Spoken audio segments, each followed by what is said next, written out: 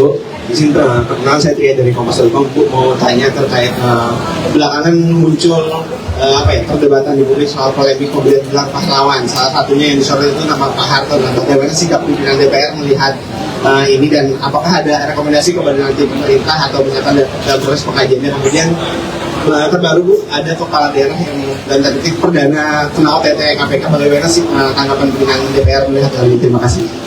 Ya, pemberian gelar pahlawan kita hormati prosesnya, namun karena ini penting, ya harus dicermati rekam jejaknya dari masa lalu sampai sekarang, karena juga penting bagaimana kemudian apakah hal tersebut memang sudah waktunya dan sudah perlu diberikan dan lain-lain. Namun ya, itu tentu saja harus dikaji dengan baik dan cermat.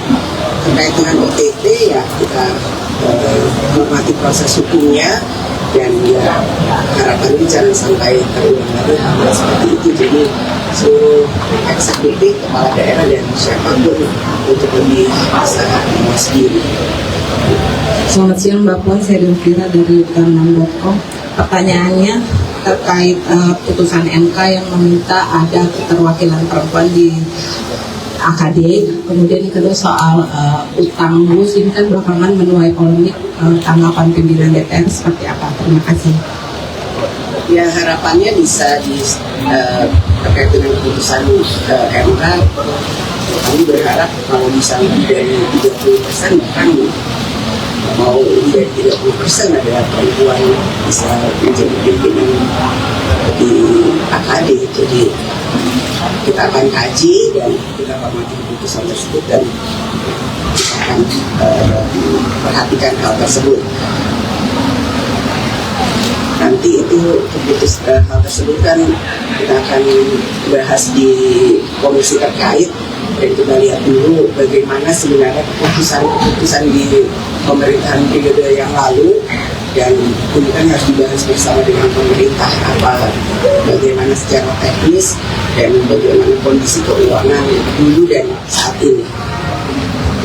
Selamat siang Bu, saya Yeyen dari Bloomberg Teknos. Paling mau nanya soal, minta dijelasin lagi soal WUS tadi.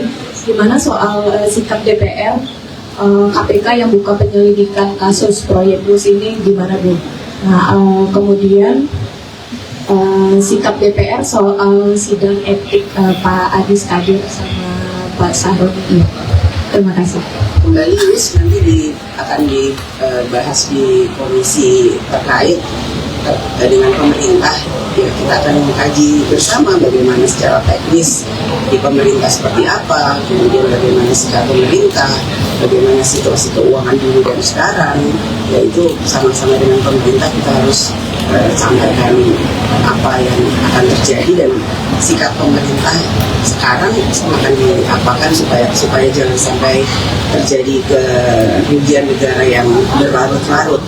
Dan sidang MKD masih berjalan prosesnya, kita akan tindak lanjuti sampai nanti keputusan seperti apa.